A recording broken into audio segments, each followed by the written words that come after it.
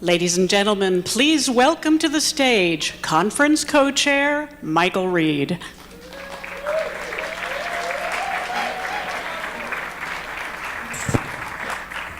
Okay, tall person adjustment. Okay.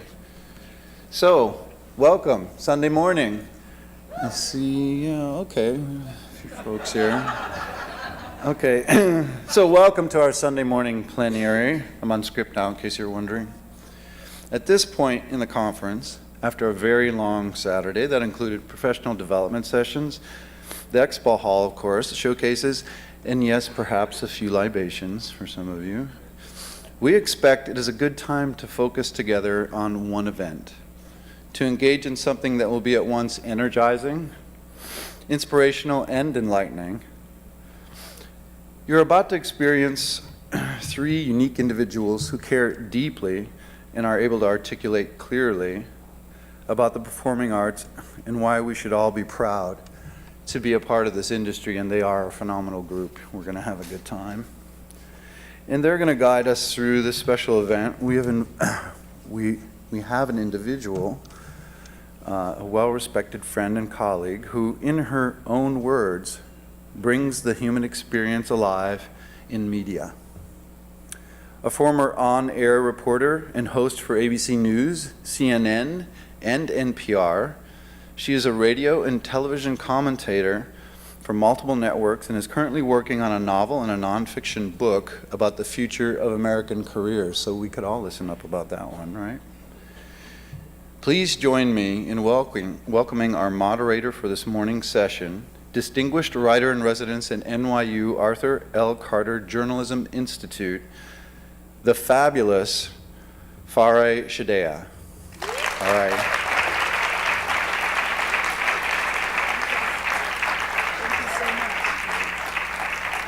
Thank you. I'm so excited to be here, especially with people I know and people I admire. Baratunde Thurston is one of the people you'll be hearing from, and he and I have worked together in the past, and Abigail Washburn and Taylor Mack are just amazing. So let me just frame up what we're going to do. So we're talking about the luminosity factor, which is the zing, pow, bam that makes everybody want to be a part of the world of appreciating and participating in the arts. And that is something that all of you here obviously are highly invested in, and I don't think you'll be disappointed by the amazing range of the individuals here with us today to talk about what makes things sing, sometimes literally, sometimes metaphorically. Again, we have Abigail Washburn, who I will introduce more thoroughly in a second because she is going to be the first person on deck. We have Baratunde Thurston, who is the CEO and creator-in-chief of Cultivated Wit, a company that does pretty much whatever the heck it wants in order to enlighten and inform people. And Taylor Mack, who I saw recently in The Good Person of Szechuan at the Public Theater here in New York, an amazing actor, singer, performer, creator as well. So we're going to have these three individuals with us, first of all presenting a little bit of what they do in the format that they choose, and then we're going to have a conversation that is interactive where we'll have 4 people posted around the room to take your questions as we have a conversation about what it means to be a performing artist and basically what makes things sing. But first up, we have Abigail Washburn, who is a global-minded singer, songwriter, and a Nashville-based clawhammer banjo player. She can incorporate the American folk tradition with the global tradition, and so her work has taken her to tour the Silk Road of China, and it doesn't hurt that she speaks some Chinese. And so that tour of the Silk Road was done with the support of the U.S. Embassy in Beijing. She was also named the first U.S.-China Fellow at Vanderbilt University recently. She was also a TED Fellow and gave a big talk at the 2012 TED Convention about building U.S.-China relations through music. And just recently, this past year, she was commissioned by New York Voices and the New York Public Theater to write and debut a theatrical work titled Post-American Girl, which I cannot wait to see. So let us warmly welcome Abigail Washburn.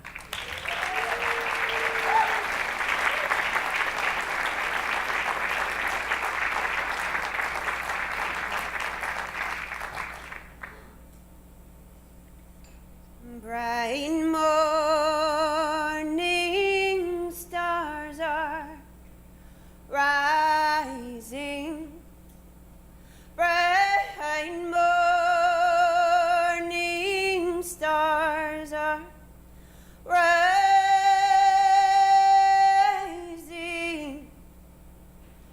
Bright morning stars are rising. Day is a breaking in my soul.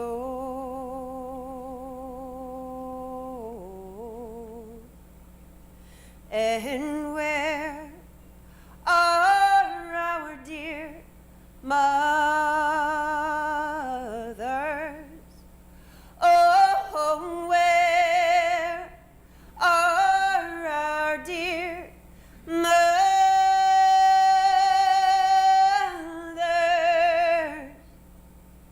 They've gone up to heaven a-shouting. Day is a-breaking in my soul.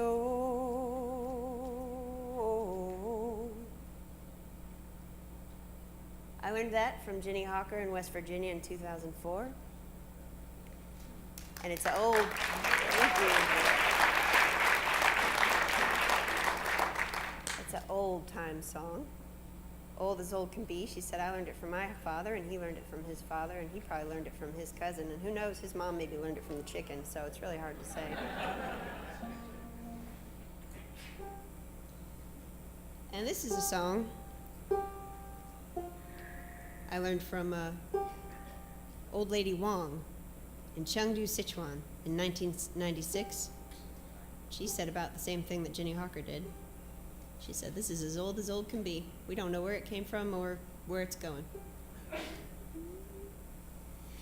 太阳出来了，喜洋洋哦浪落，跳起扁担浪浪车，光车上山岗哦浪落。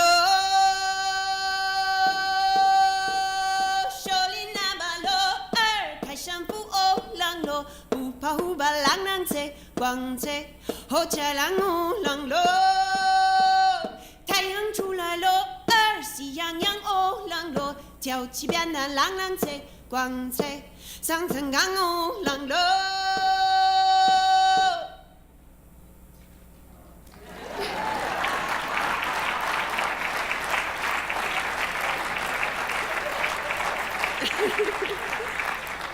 Whatever you were doing, it was perfect.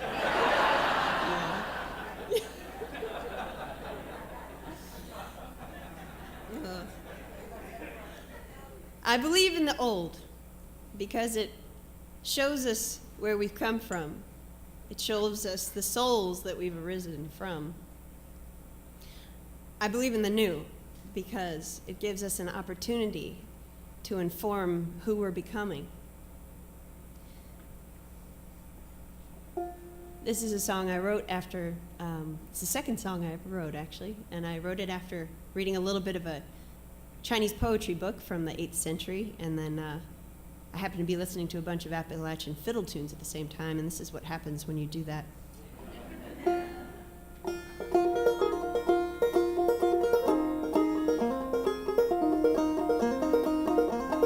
门外有个世界，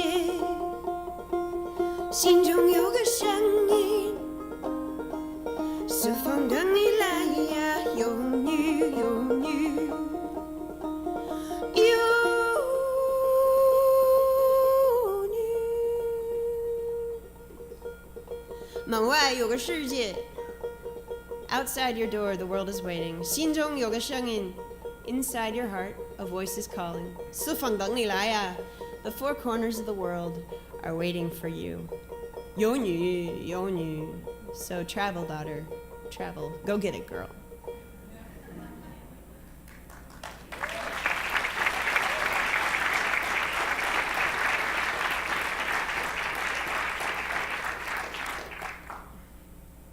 And this is a song I wrote a few years ago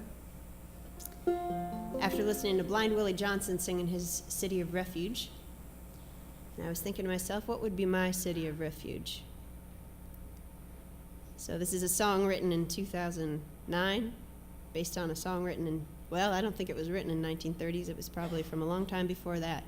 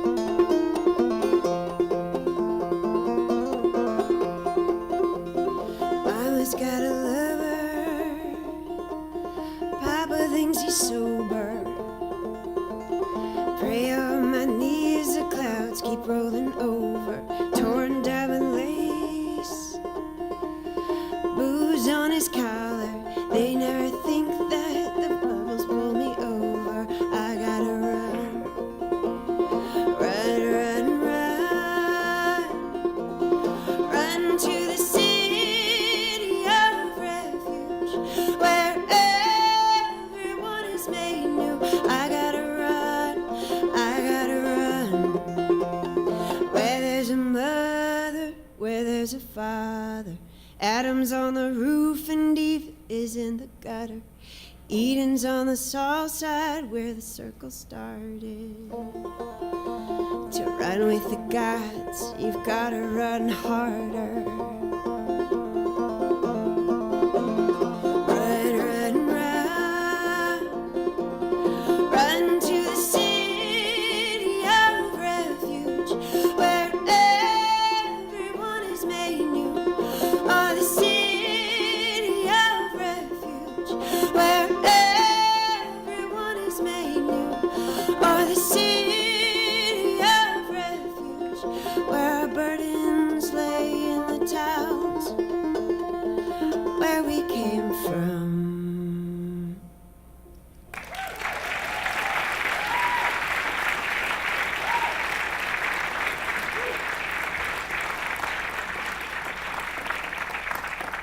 I believe in the old because it shows us where we've been.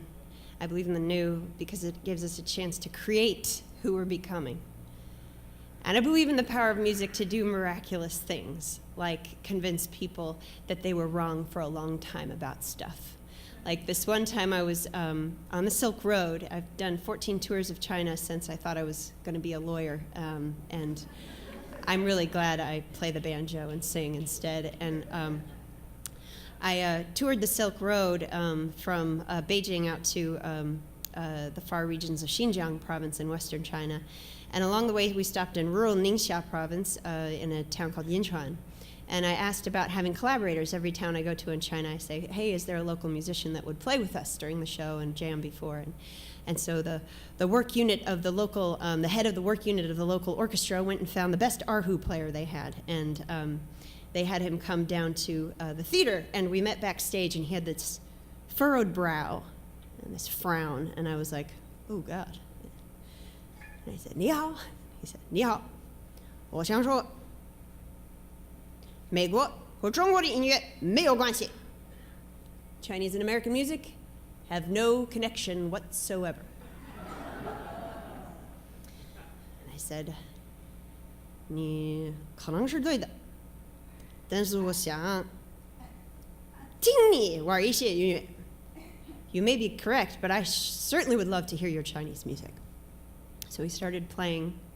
The band tuned into his key and his timbre and his tempo, and we started playing along with him. And before you know it, he was smiling. And we were playing together, and here's a little clip of us on stage in front of 2,500 people in Yinchuan playing together.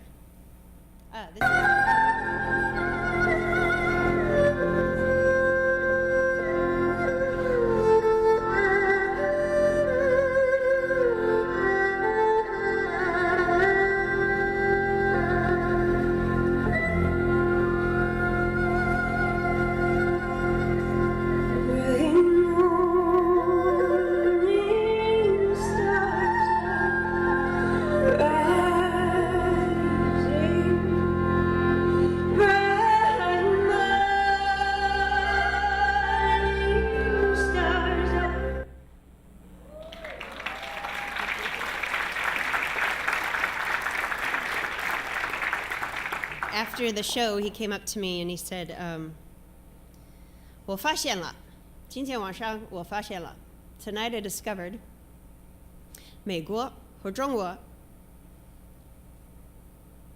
音乐不是没有关系，其实就是音乐。It's not that American and Chinese music aren't connected. It's that music isn't about America and China. Music is about 心和心的关系. It's about hearts together.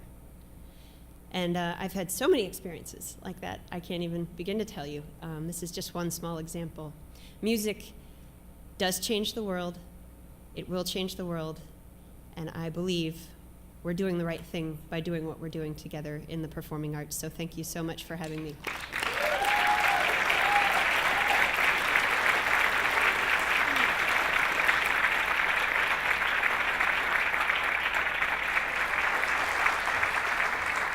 Can we just get one more round of applause for Abigail?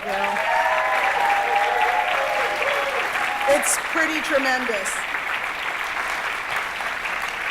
And having visited China for the first time this past fall, I have to say, it's just like the fact that you've mastered the language as well as the art, amazing, purely amazing. And this kind of outreach of being a cultural ambassador is world-changing, as we can see.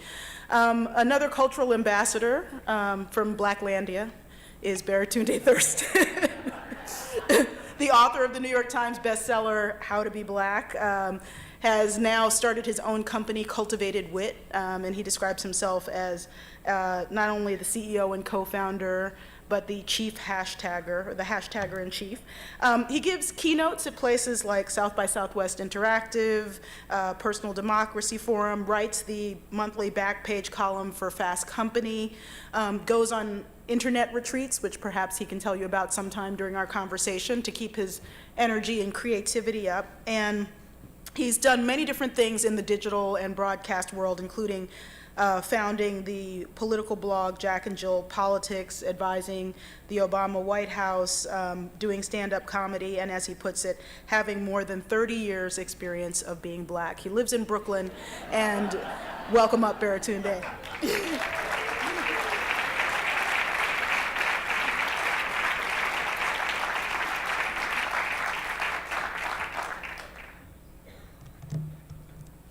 Can we give it up again for Abigail? That was awesome. I had planned myself to use the power of multilingual banjo music to communicate my ideas, but Abigail is hoarding all the banjos, so I'm unable to communicate with that particular language. I also want to direct your attention to the side monitors. You see the word shine. Just take a close look at that, and then look directly in the center of this room at the chandelier. You're welcome.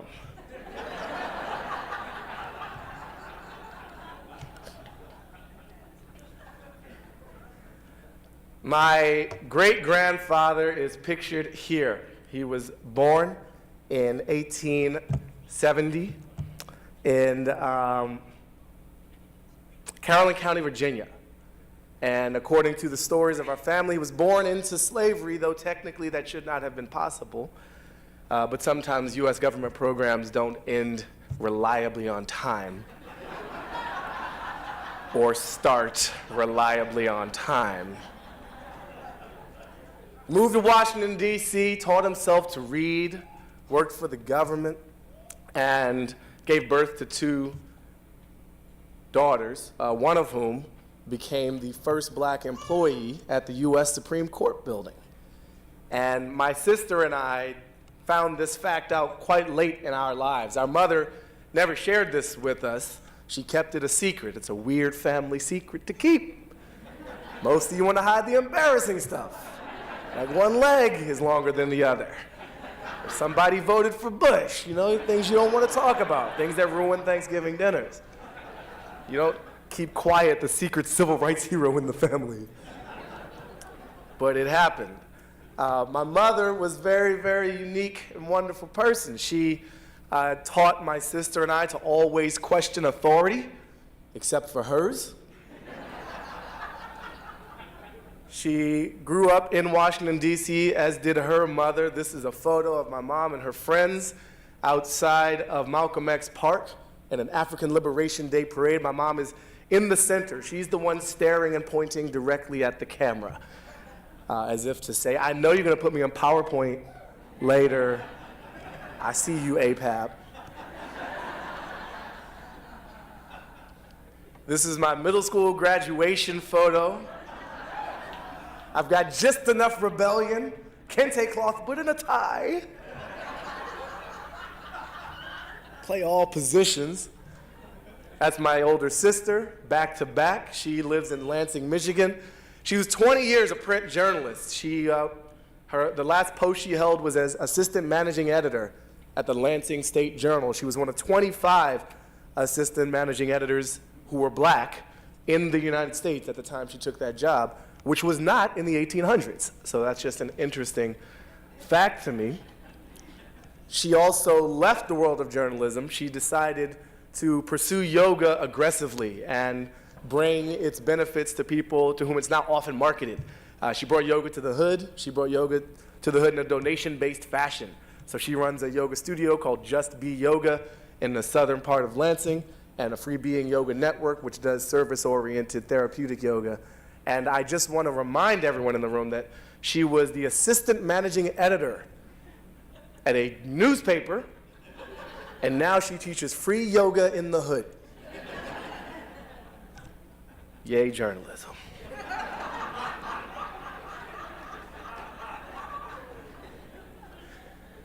That, of course, is my mother in the center of the picture, and this is graduation from Sidwell Friends Middle School. We grew up in D.C. My father wasn't present during the vast majority of my life. He didn't really live with us, and he unfortunately was killed when I was very young in a drug deal gone wrong, very, very wrong, obviously. But my mother more than made up for that absence, and my sister chipped in quite a bit as well. I have converted a lot of this historical experience into several pursuits. I've done stand-up comedy for a while. I wrote this book about race stuff, and I apologize for the racist remarks Farai made earlier today, by the way. I know if that makes some of you uncomfortable.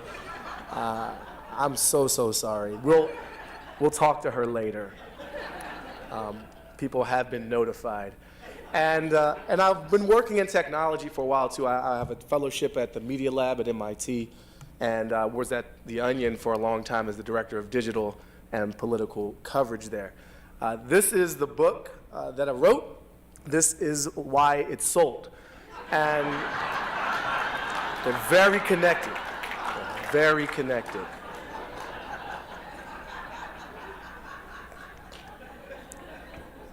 The book is primarily a memoir. It is my life story, starting a bit with that great-grandfather to the extent that I could dig up some historical facts that predate me, but my story, our stories never start with ourselves. Abigail reminded us of that through the music, and so I want to give a bit of that context. And then, it chronicles the life of someone born at this sort of generational intersection, born to the generation that liberated so many of us, born in a city that had a crackhead for a mayor, born to a technological world that's opened up so many possibilities, and taking all that and laying it out in somewhat linear fashion, and interspersing that with these lessons learned along the way, these satirical lessons learned. That's where the how-to comes in. There's chapters like how to be the black friend, how to speak for all black people, how to be the next black president, which is, if that ever happens again, which basically if George W. Bush ever happens again, then we might have another Obama-type person. So there's that, and then the last layer is I brought in a panel of black experts. I called them my black panel because I'm a creative person. And what qualified these people to be experts at blackness is that they were themselves black people. So I assembled a panel of black people. And I asked them all the same questions. When did you first realize you were black? How black are you? Preferably provide a number. Did you ever wish you weren't black? Can you swim? And these questions were met with a variety of heartfelt, heart-wrenching, and occasionally hilarious answers. My panel consisted of 7 people. I had 3 black men. I had W. Kamau Bell, most recently of Totally Biased with W. Kamau Bell. I had Elon James White of This Week in Blackness. I had Derek Ashong, who's now with Fusion, the ABC News Univision network, but his music and speaking and all kinds of wonderful things. And then I had 3 black women. I had Cheryl Conti, who was my co-founder at Jack and Jill Politics. I had Damali Ayo, who would fit right in at an event like this. She really caught my attention years ago. She built a website called rentanegro.com. And this is in 2003, before people did stuff like that. And the idea was, if you're the black person that has a lot of white people in your life, first of all, congratulations. Secondly, apologies. And the apologies is that, white people can be very curious, as many of you know. Some of you are white. And ask a lot of questions, like, can I touch your hair? And so, or what's it like being you, like all of you? And so when you have these questions emerge, charge for this question. Lease out your expertise as a black person. Thus, rentanegro.com was born.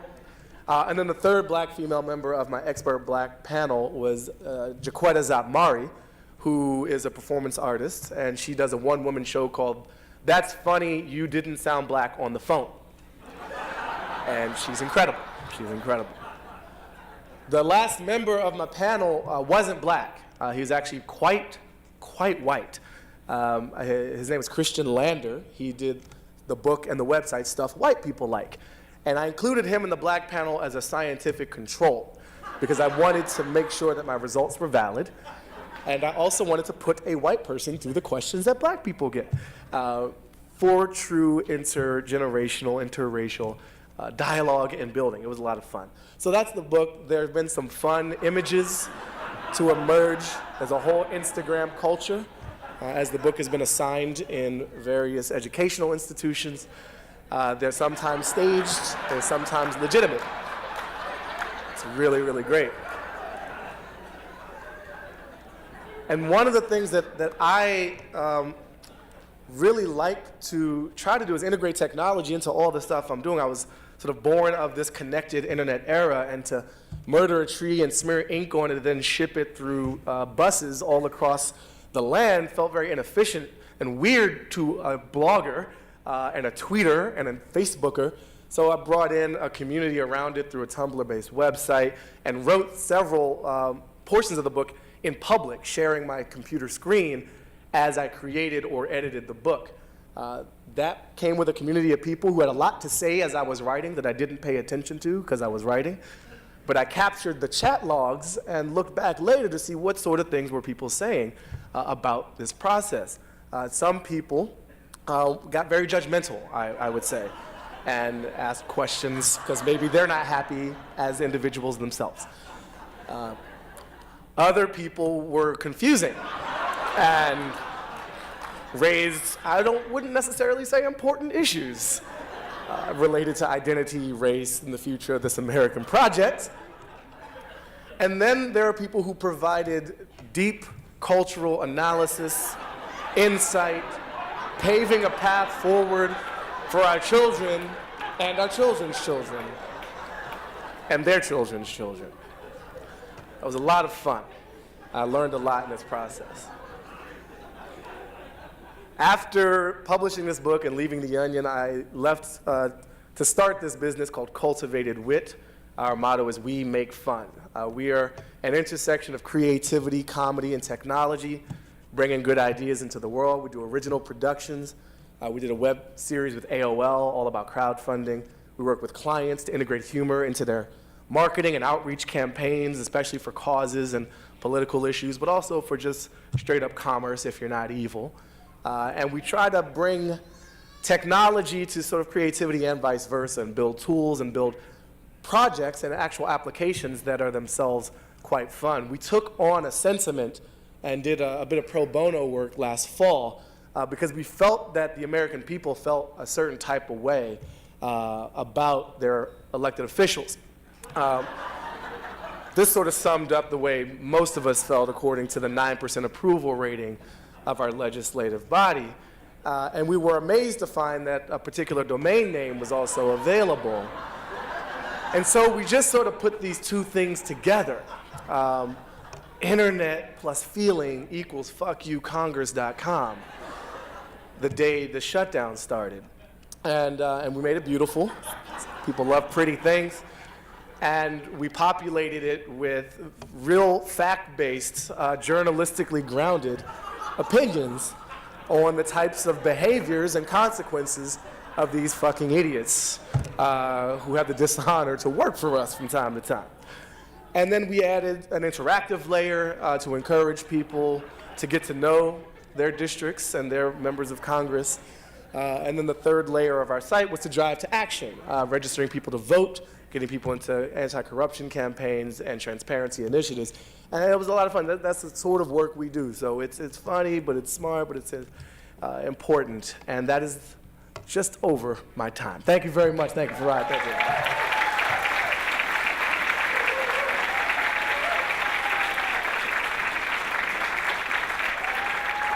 All right, continue to give it up for Baratunde Thurston. Woo-woo!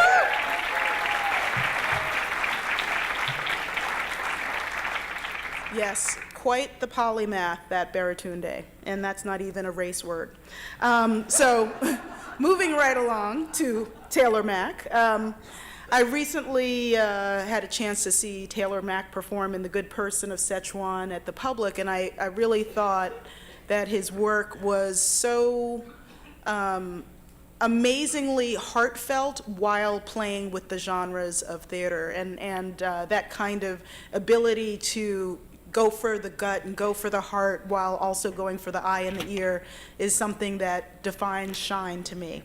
So Taylor Mack does playwriting, acting. He's a singer-songwriter, cabaret performer, performance artist, sometimes director and producer. So he has got it all covered. And awards and grants include a 2010 Obie Award, a McKnight National Commissioning Award, a New York Foundation for the Arts grant, and a Creative Capital grant, among many others. He is currently working on a show that will definitely sell out, so I want him to reserve tickets for me, although I'll pay for them, I swear.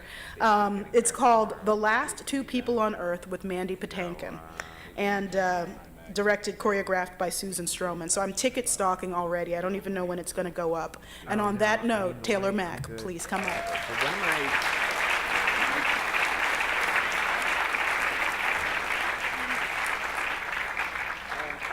I'll get it later. Hello! It's freezing in here!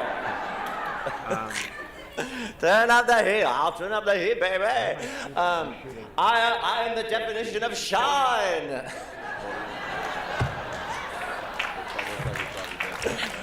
And the luminosity factor. Can I see a show of hands of who's seen me before ever perform? Oh, good. Well, less than half of you. That's good.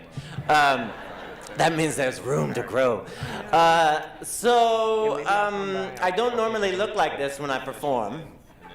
One person who's seen me is laughing at that.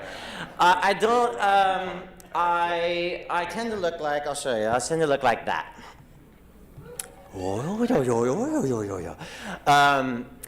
And also this, and also this. And I was going to dress up this morning in one of these outfits, but I have learned over the years that when you dress up for conferences in the morning, like in a leaf dress, it scares people. So I wear my man drag when I speak at conferences. This is a more glamorous look.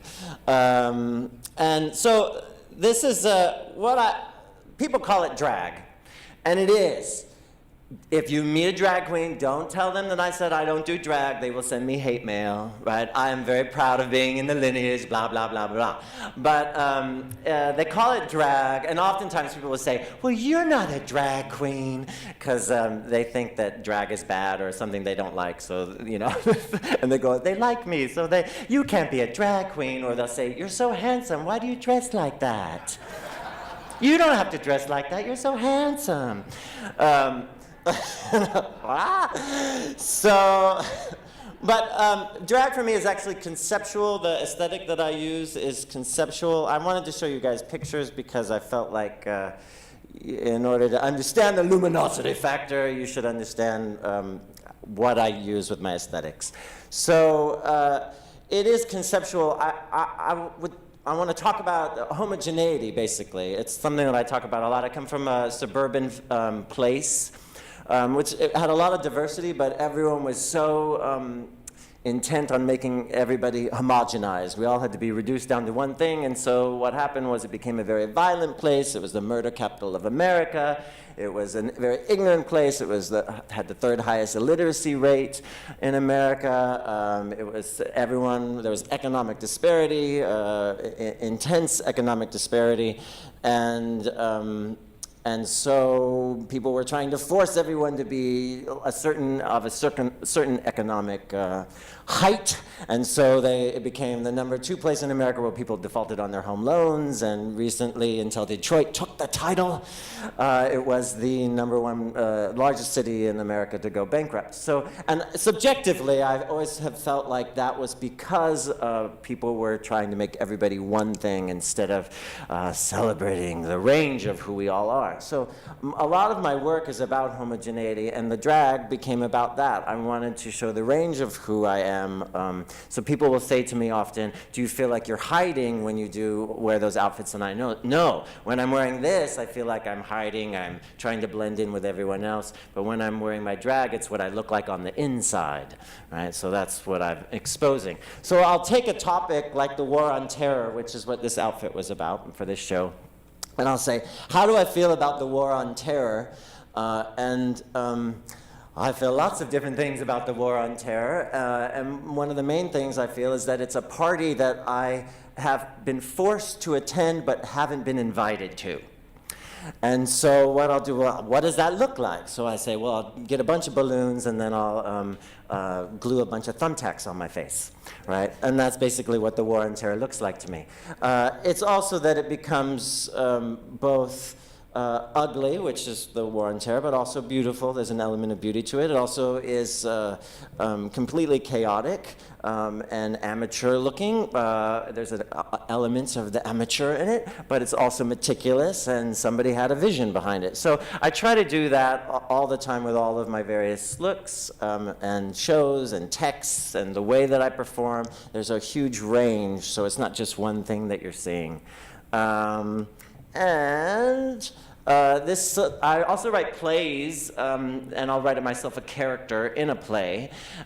So this is A Lily's Revenge, was a play I wrote, and this is the Lily that I played. And so recently, in the last 10 years, I've been working with designers who kind of understand what I'm doing with my aesthetic and have creating looks for me. So this was created by Machine Dazzle and Carl Giant. And this was created by Derek Little.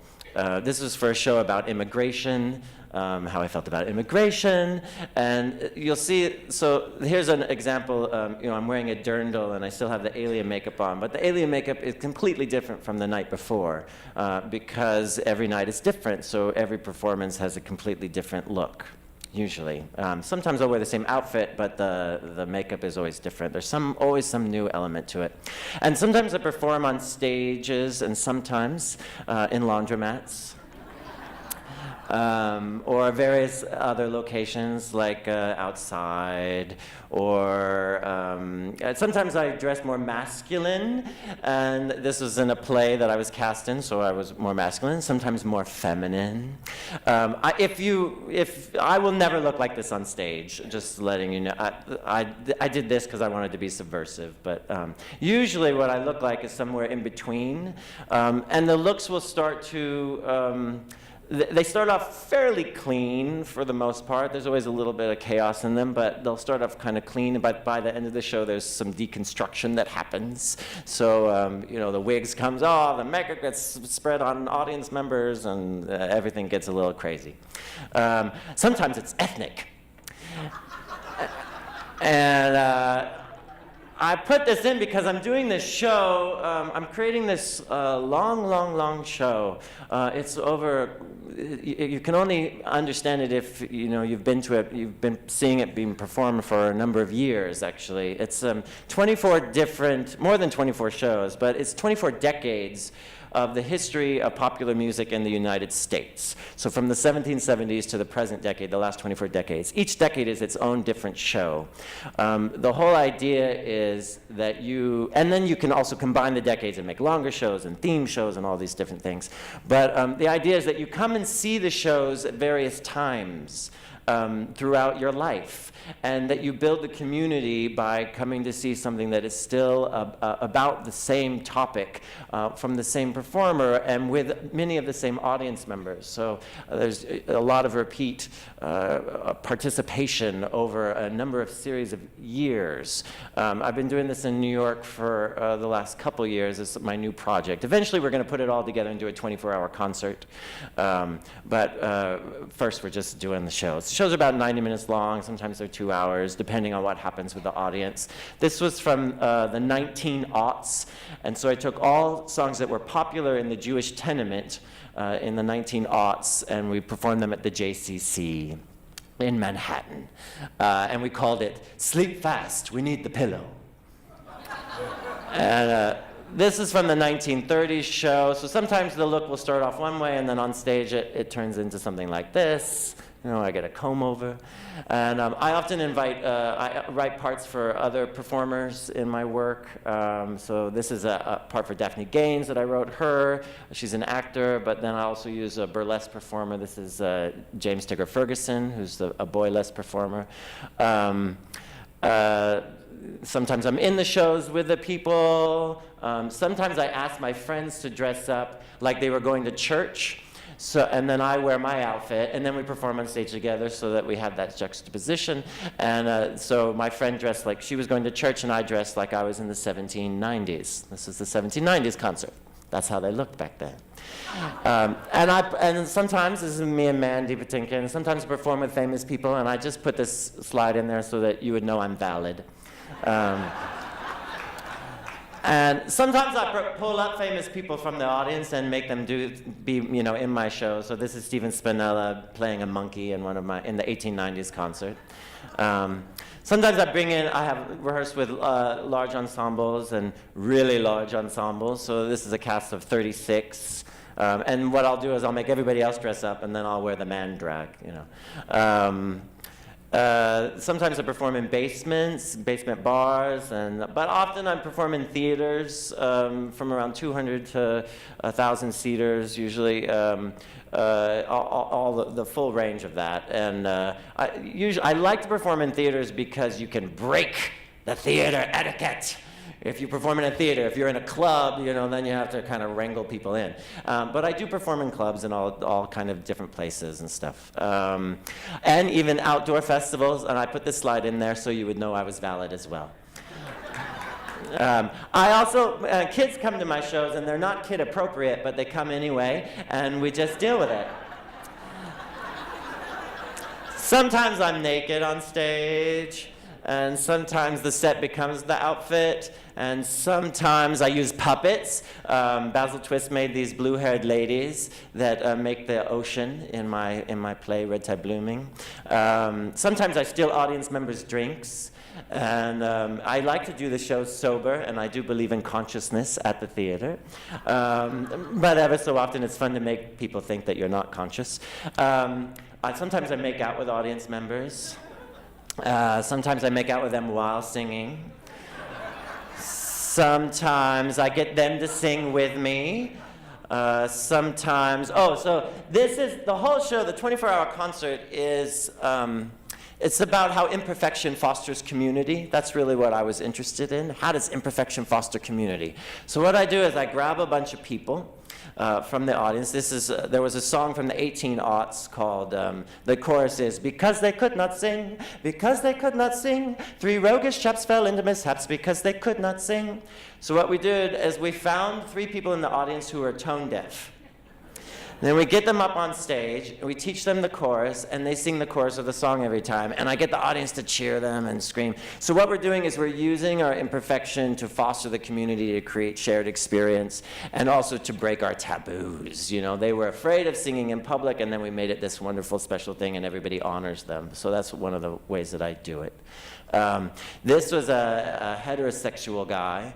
The audience voted who was the most heterosexual man in the room, and we got him up on stage, and then we got 3 queens to surround him, and we taught the queens a little barbershop quartet thing, and we all sang "Let Me Call You Sweetheart" to him in barbershop quartet, because I was on the street, and this man, he said something mean to me when I was in my finery, and I said, "Oh, sweetheart, don't worry about it," and then he got really mad. And he wanted to beat me up and stuff. So I said, well, what we'll do is we'll create a whole number about it.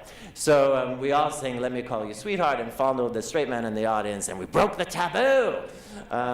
Sometimes I spank audience members. And sometimes, this is the last slide, sometimes I blindfold them. This is for the 1820 show, so we blindfolded the entire audience. It's when Braille was invented, was in the 1820s. And so we had them do all this stuff while they were blindfolded. They had to do blindfold musical chairs, and they had to give flowers to each other and feed each other cherries and sit on each other's laps. And people were making out in the audience with strangers. It was amazing. So all the while they're listening to popular songs from the 1820s, you know. It was so good. So I really believe in ritual in the theater and in performance, and I really believe you have to go through something. So what I try extremely, we'll talk about this more, I think, but I really try to bring ritual into the room and give everybody a shared experience. And that's my presentation. Thank you.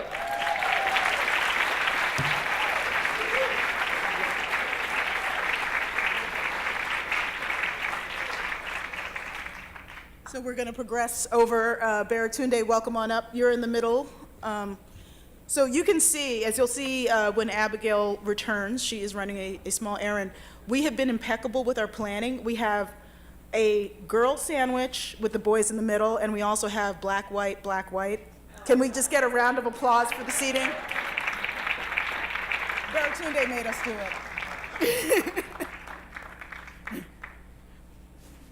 So what we're going to do here is have a conversation and use the questions that you have for the performers as fuel to keep going. So we're not going to have a question and answer period.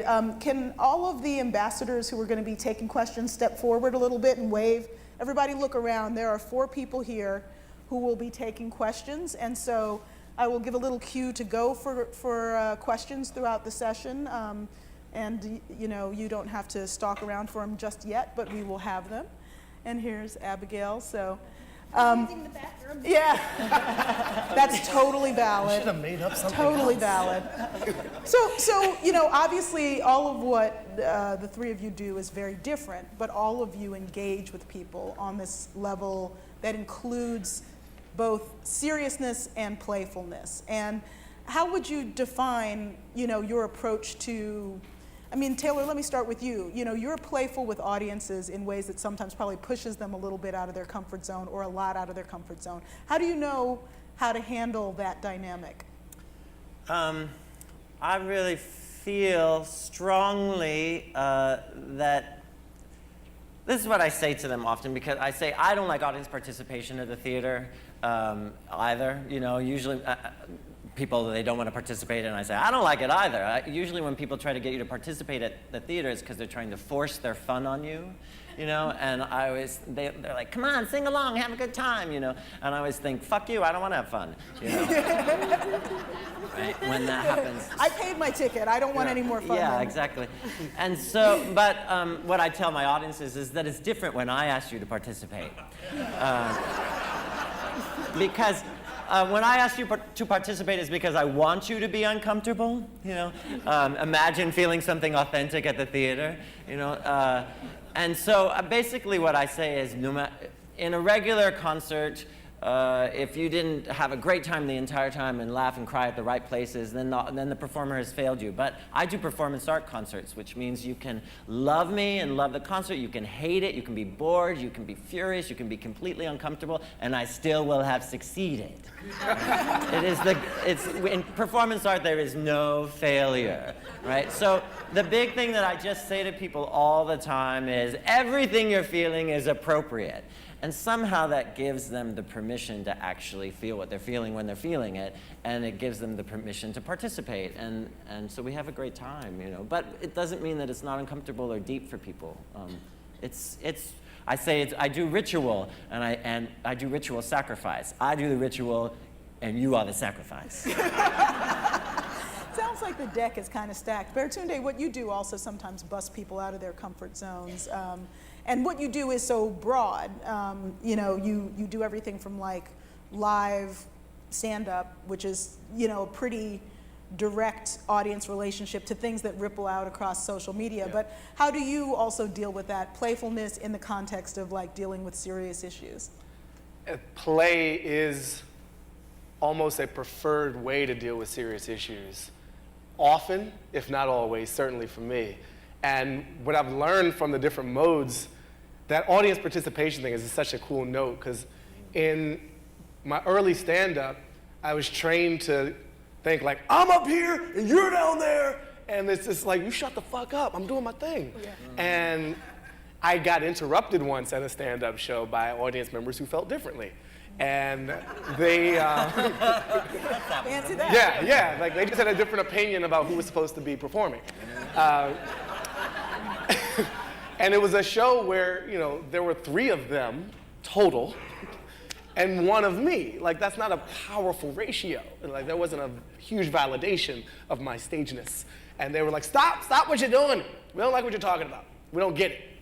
They didn't understand me, which is a failure.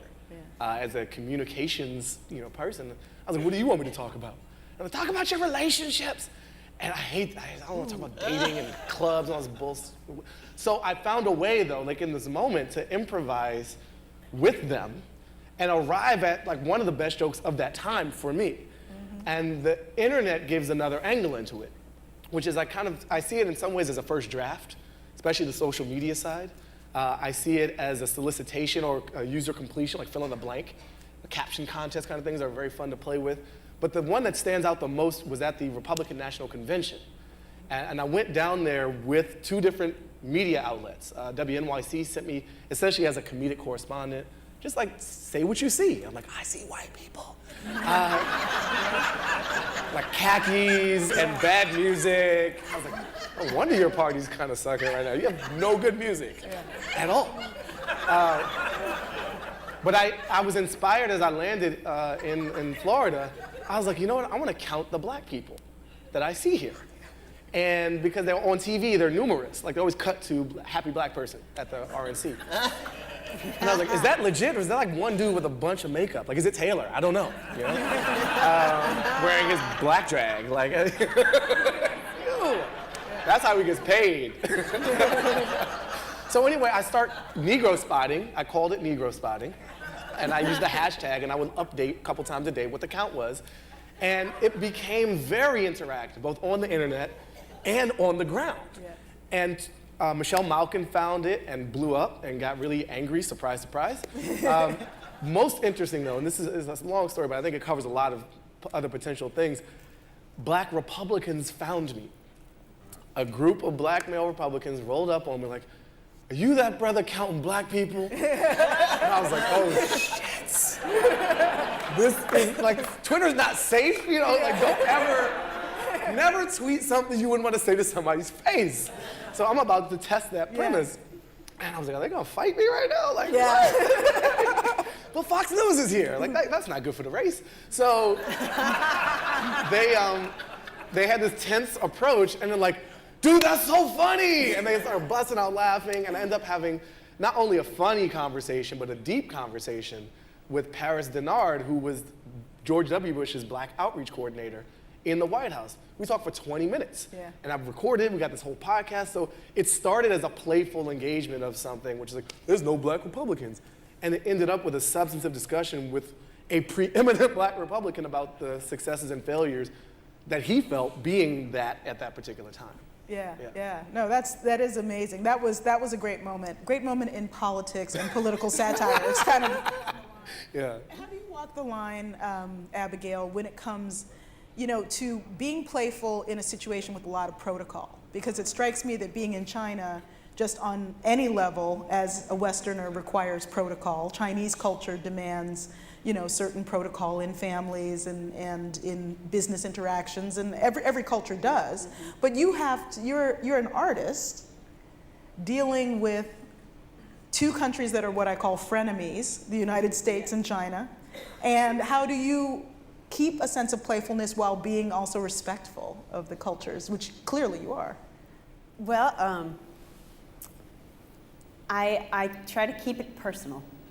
I really loved being pregnant on the road because, a lot of the population of the world can relate to being pregnant. And so I would make jokes about not being able to see my feet, and when I would sit down, and this is in both cultures, I found this was actually funny to most people. In both cultures, I'd sit down because I couldn't stand for the rest of the show when I was 8 months pregnant, and I'd say something like, "I really apologize if you can see things you don't want to see right now, but I have no idea what the quality control is down there. I can't reach down there much more." And everybody thought it was funny. It worked, it worked in both cultures. So I think, a lot of my deal is that when I first started playing music, I was dreadfully afraid of being on stage. And so how did you start? What's that? How did you get started playing music? Oh, well, I thought I was going to be a lawyer. I had studied the HSK, the Hanyu Shui Ping Kao Shi, which is the Chinese law exam, it's an equivalency exam. And I'd gotten into Beijing University, and I was going to go. And that summer, I was going to be a Chinese lawyer. I was going to be a Chinese lawyer. We need to know that. It's already hard. You're like, I want hard law. You're amazing. I didn't do it. But so when I heard old time music that summer, I heard Doc Watson singing and playing Shady Grove on a recording at a party. And I was 19, 20 years old, and I thought, wow, that's really beautiful. And I bought a banjo, and I decided I was going to go to a couple bluegrass festivals before I left for China for good, And so I did, and I learned about 4 songs, and I was in an elevator lobby at the Bluegrass Convention in Louisville, Kentucky, and I got picked up by a record label, and they said, "You got to come to Nashville and cut a demo." And I said, "I only know 4 songs." And they said, "That's a demo." Okay, and so that's how it started. That was 2003, and so I've been back to China a lot, but definitely not as a lawyer. And I've gone back 14 times touring, long tours, and so that's what happened. And immediately I started combining my loves of both. Of those 4 songs, 2 were translations of old American songs into Chinese. So I don't know, but in terms of the playfulness, I just keep it personal. Whatever I'm feeling awkward about on stage, I just share with everybody because they've probably felt it before, Yeah, like I got up here and I decided not to say it, but one of the things that came to my mind when I got up here, I was like, no, I'm going to sing a Appalachian hymn. I'm not going to say that, but I looked at the 10-minute marker and I was like, oh my God, I'm so afraid I have to get this done in 10 minutes, And I was going to say that too, but I just said, no, I'm going to kill the vibe if I do that. But those kinds of things, just share it. Whatever it is that makes you awkward, just share it. The first few times I performed, I've learned that if you're really afraid to do something, it probably means you got to try. And even if you pee yourself a little bit. I like that. How many, may I follow up? Yes, please. Keep it classy, Baratunde. How many things that you're afraid of have you tried? I got a lot of peas. That's all we all wanted to know. Well, if anyone has a question, please raise your hand. We'll go to questions in a minute or two, but people will be question spotting. So if you have one, we've got one in the front right here. So yeah, why don't you go ahead, since you're right here. Yeah. Colleen Jennings Rogensock from ASU Tempe, Arizona. First of all, fabulous, fabulous, fabulous, fabulous. When you come to a community, what do you hope you leave behind? And how do you hope it manifests itself? Thanks, Colleen. You're welcome. All right, who wants to take that? I try to leave urine behind. Because then they know that I faced my fears. Thank you. Thank you. So one of the things I've learned from doing so many different types, like political conventions, random clubs of drunk people, people like to see themselves reflected and to know that you've entered a place respectfully. And so I try to do homework first. So the first thought is not like, what am I leaving behind? It's like, what am I bringing onto the stage that is consistent? It doesn't have to always be in agreement with, but is kind of consistent, at least knowledgeable about what that room is. I spoke at a surf industry convention once, and I've never been surfing before. They didn't bring me there to talk about surfing. But I was like, I gotta get up before I hit this stage. And I pulled it off the day before and had a photo of me like falling off the board, but they were just like, oh, now it's a we thing. And so part of the exit strategy is, can they see themselves in what happened here? And can they think a little bit differently, maybe not for the whole rest of their lives. Probably they won't see the world the same after I'm done. But more modestly speaking, even for a little bit after, can they see themselves a little differently? Because with the humor, and I think with all of what we do, the art in general, the direct angle isn't always the best to communicate whatever the message is. And so it's like, oh, the lyric changed their mind, or the vibe changed their mind, or the vision, the beauty changed their mind, or the laughter opened them up. So it's like, oh, I never thought about it that way, would be an ideal leave behind. Yeah. We have a question here, but any follow-up thoughts before we move on? Yes, and also I feel that we've gotten into this habit of promoting to audience members that we go to the theater to experience ourselves rather than to experience something new. And so I always am trying to, I'm not trying to teach, I never try to teach the audience, but I do think that it is my job to remind them of the things they've forgotten, dismissed, or buried.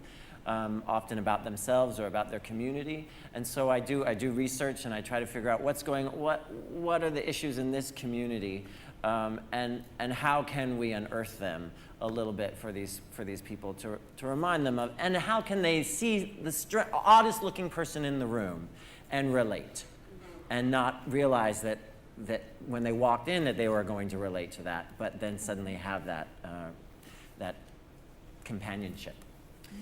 So that's what I would add to that. When I stand in front of a Chinese, a big Chinese audience and start to sing in Chinese, and I look the way I do, they're always surprised. And often they feel like, wow, she actually cares enough to learn our culture and our songs. And so I think when I'm in front of a big Chinese audience, that's a hope, a wish, is that they go away thinking, oh, maybe Americans care. And then when I'm in front of a big, at a bluegrass festival in West Virginia, and I bust out a song in Chinese, and the guy out there in his lawn chair is like, what? Is she saying Japanese, or what's going on there? What in the hell? And Get her! I've done my job, you know. I mean, and usually it's those people that come up to me afterwards and say, you know, that was really nice, actually. I didn't expect to like that so much. And, thank you very much. And you know, when I'm singing in front of a group of university kids, I love the idea that they think it's like an identity buster. Like, oh, sure, you can study Chinese and play Appalachian music and go do it together. And you can do that with anything in your life that are these disparate interests. It's anything's possible. That's the hope. Anything's possible. Yeah, it's fantastic. Hi, I'm Liz Levitt with the Levitt Pavilions. And hi. Oh, I love you, Abigail. But I am just a personal reaction. Oh my God, you're such courageous performers. I cannot wait to see your show. Very exciting. On a personal note, because each one of you gives so much and you're so courageous in your artistic expression, I was curious about, on a personal level, sorry. That was good. Sorry. The personal level. On a personal level, as you have done your art, what maybe came as a surprise to you about learning about your own truth as a person in the process of doing your art and sharing? That's a great question. Who'd like to dig in first? I need the question again.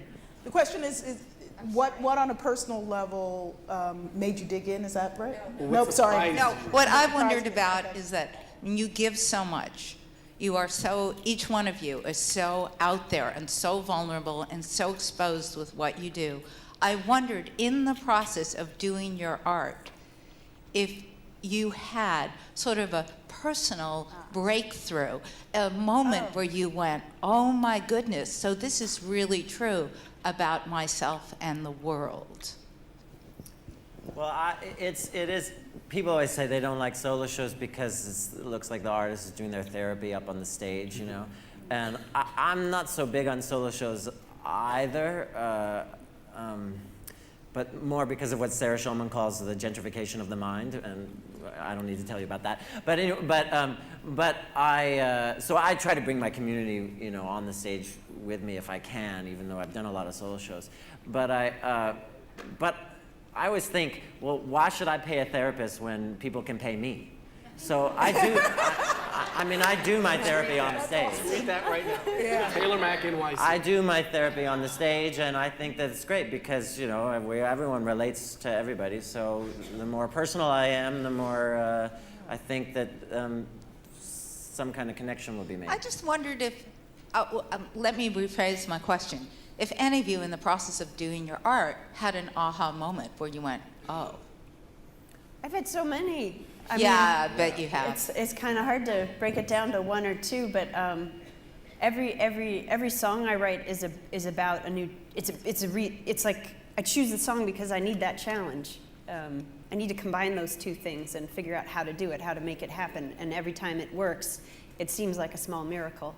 When I was writing Post-American Girl for Joe's Pub in the New York Public, I had to explore my life. It was about my personal story, and I kept trying to not write my personal story because I was like, it was hard. It forced me to face a lot of stuff about, you know, how I rejected my parents for years and went to China and didn't give them much to hold on to, and now I have a son, and I was, you know, 7 months pregnant when I was doing the show, and I can't imagine he better not reject me, you know? I mean, like, what, you know? So, I mean, there's just a million aha moments that keep happening. Yeah, it's the beauty of art. For me, one of the big ones plays off of the idea of personal as the connection. When I first started, writing was my first, I don't know, as a kid I did a lot of musicals and plays and orchestra stuff, so I guess maybe performance was the first art. But when I started doing stand-up, it was very formal. I had this sort of a Weekend Update style persona. I literally brought a desk on stage and I wore a blazer and I did headline jokes.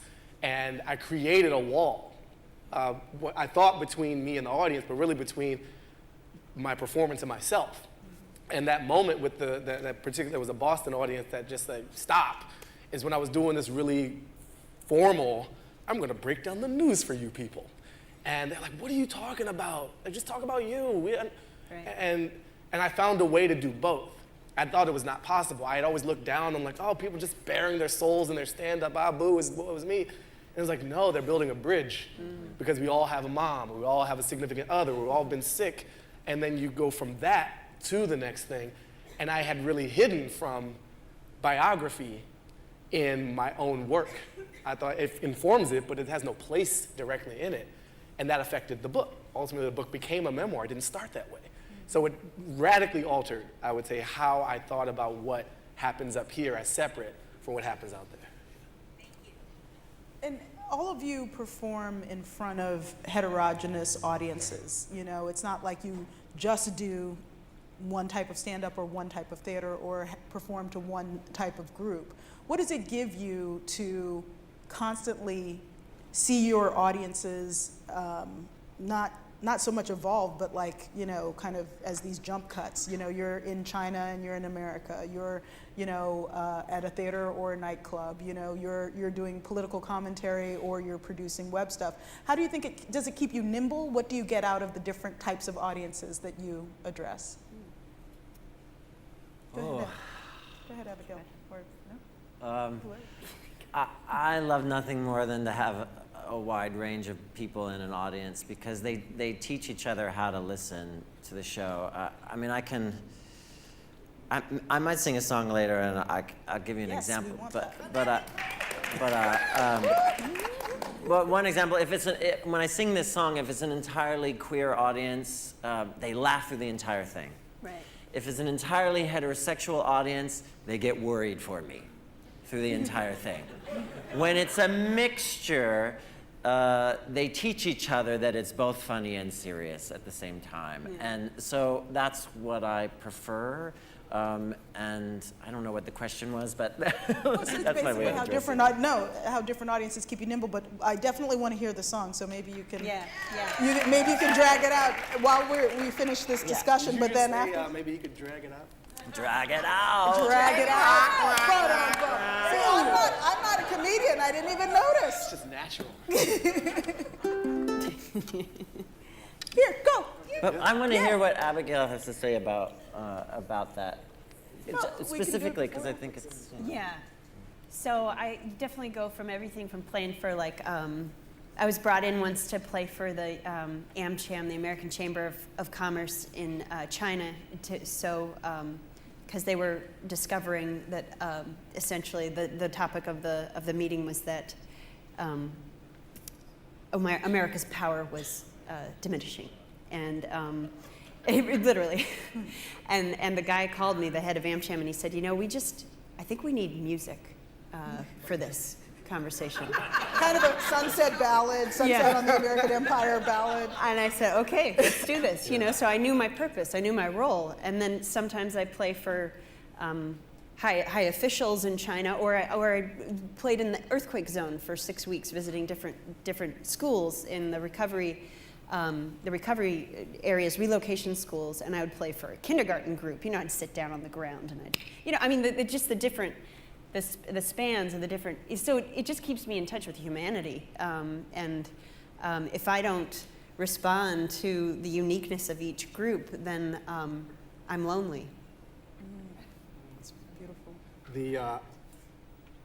I've had similar experience of different type, where a political audience, I did a presidential palace in an Eastern European country, which was weird and fun, and you find, the beauty of it is that you find what's in common.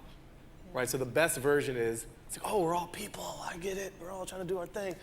The downside of it, though, is, and this is another aha moment, part of the artist journey for me is finding my audience and having them find me, and acknowledging that it's not everybody. I don't necessarily have a huge need to be liked. I do have a huge need to be understood. And I get very frustrated when I feel like people aren't actually hearing me. You can disagree once we agree that you heard what I said. And with such a range of audience, that's not always possible. And then the other audiences I'm heavily in contact with are online audiences. And that's a whole nother game. the fragmentation doesn't allow the learning from that you talked about. And so people, Twitter is a blessing and it's a terrible place because it just lets you be your worst self. And just be like, I'm going to choose to interpret this with malice and then fire off some hateful thing and move on with my day because I was just waiting in line at the grocery store and it doesn't bother me. But like when a bunch of people start doing that, you can't make them all like sit down, you need to understand me, you need to understand me, you need to understand me. And then they're not talking to each other to clarify. They each have an individual perspective on what you did. And that is, the downside of that is horrible, I'd say. Have you discovered techniques on how to deal with that? Care less. And that's great. The question was, honestly, did you hear that? Have you discovered techniques on how to deal with this? Care less. Yeah. Take away. Yeah, I mean, there's only, I have to think a little more selfishly about preservation and about where I'm going to deploy my energy. Like, how worth it is it to hunt down everybody who misinterpreted this thing and break it down for them? It's the nature of, once you release it, it's theirs too. So there's a bit of humility in that I've had to try to accept, which is, I did my best. Maybe I can do it better next time, but to not cry too much over the thing people say when milk. Spilled milk. All right. Well, I think that we are supposed to bring up the. Okay, your mic is live. All right. So. Well, I need that one though, because I got my little baby. This is the show I did in one of my first songs I've ever wrote too. Here we go. I won't explain it too much.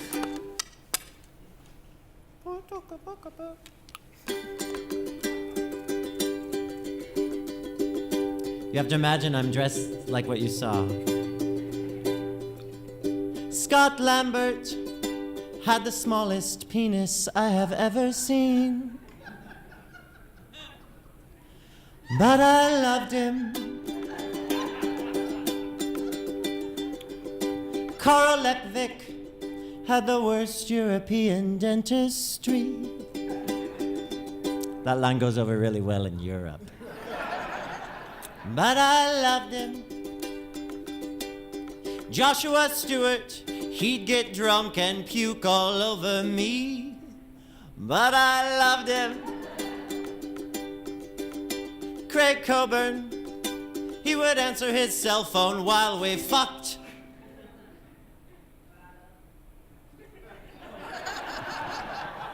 Really? You went through that too? But I loved him. Mark O'Connor, he stuck crystal meth up my ass while I was sleeping!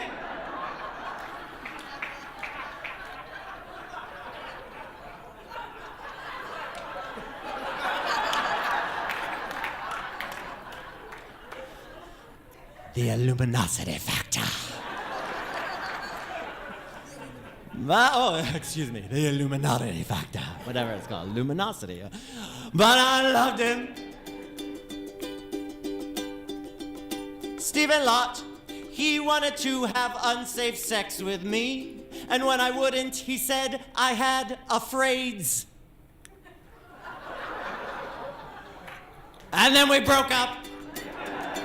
And 2 weeks later, I learned through the grapevine that he was diagnosed with anal warts. But I loved him.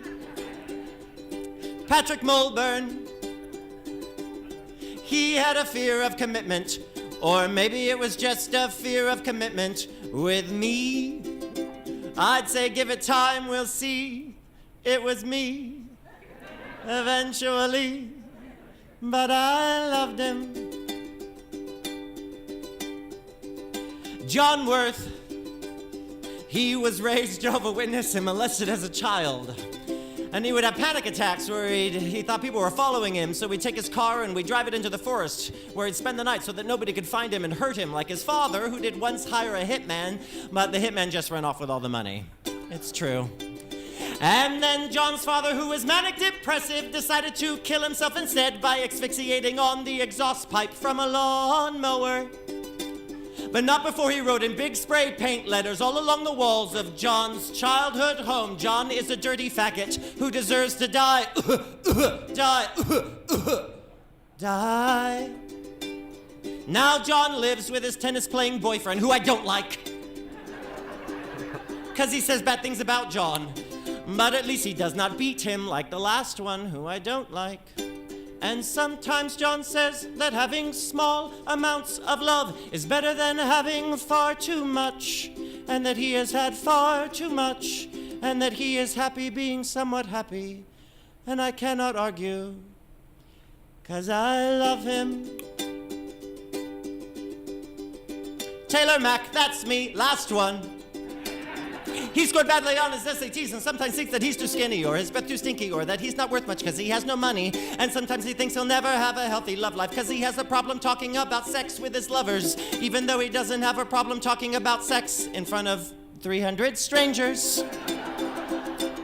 And sometimes he thinks he'll never have a healthy love life because the lovers always try to hurt each other. They say bad things and nip and bite you, take advantage, drink, drug and fight you, carry all their parents' baggage, talk about their ex-love saggage, cross their boundaries and yours too, keep their secrets far from you, fuck the strangers, you do too. Sorry. And they hold too tightly to your limp dick, not support you when you get sick, keep you going, coward stalls, hard to see the end and all, find the right one and they die from disease, car crash, suicide.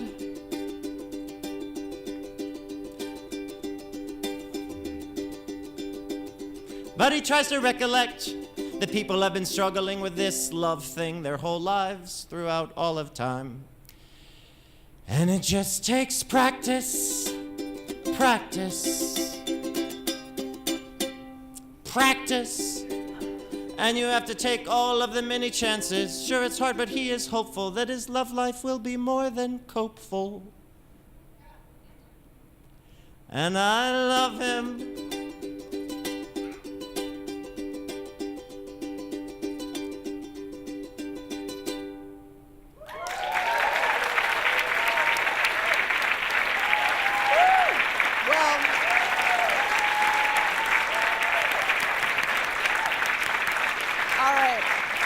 Thank you, Taylor. We love you. So we are officially slightly over time, so I'm just going to do one last speed round. One word. One word takeaway. And Abigail, I'm just curious, if your son wants to become a performer, what would your one word be?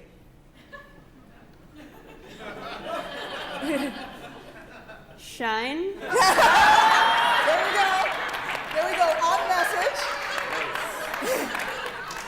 Sorry guys, I took it. I love it. What do we need to know about the future of blending performance, politics, and blackness, Baratunde? One word? Yes. Yes. Yes. Put it all in a blender. And Taylor, I don't know. Does anyone have that one word question for Taylor? All right. What? My answer is no. Okay. That is true. So I want to have a big round of applause. Thank you all for telling us how to shine. The Luminosity Factor. Abigail Washburn, Baratunde Thurston, Taylor Mack. And thank you to APAP. And we love them.